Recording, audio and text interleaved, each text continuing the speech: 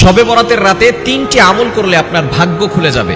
এই রাতটি হচ্ছে অত্যন্ত বরকতময় পূর্ণ একটি রাত। তবে আমাদের সমাজে এই রাতটা নিয়ে অনেকে বাড়াবাড়ি করেন, অনেকে ছাড়াছাড়ি করেন। একদল করেন বাড়াবাড়ি, একদল বলেন ছাড়াছাড়ি।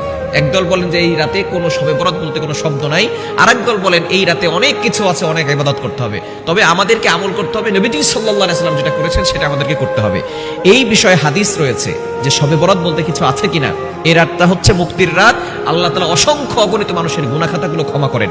আল্লাহ তাআলা নিজে বলে দিয়েছেন, সুনানে ইবনে মাজার 1390 নম্বর হাদিস, নবীজি সাল্লাল্লাহু আলাইহি ওয়াসাল্লাম জানিয়ে দিয়েছেন, আবু মুসা আল আশআরী রাদিয়াল্লাহু তাআলা আনহু তিনি বলেন, নবীজি সাল্লাল্লাহু আলাইহি ওয়াসাল্লাম বলেছেন, ইন্নাল্লাহা লা ইয়াত্তালিউ ফি লাইলাতিন নিসফি মিন শাবান, এই শাবান মাসের মধ্য রজনীতে আল্লাহ তাআলা ফি জামিই খালকি ফায়াগফিরু লিজামিই খালকি ইল্লা লিমুশরিকিন আও মুশাহিদ, আল্লাহ তাআলা অসংখ্য অগণিত মানুষের দিকে দৃষ্টিপাত করেন এবং তাদের গুনাহ খাতাগুলো ক্ষমা করে দেন।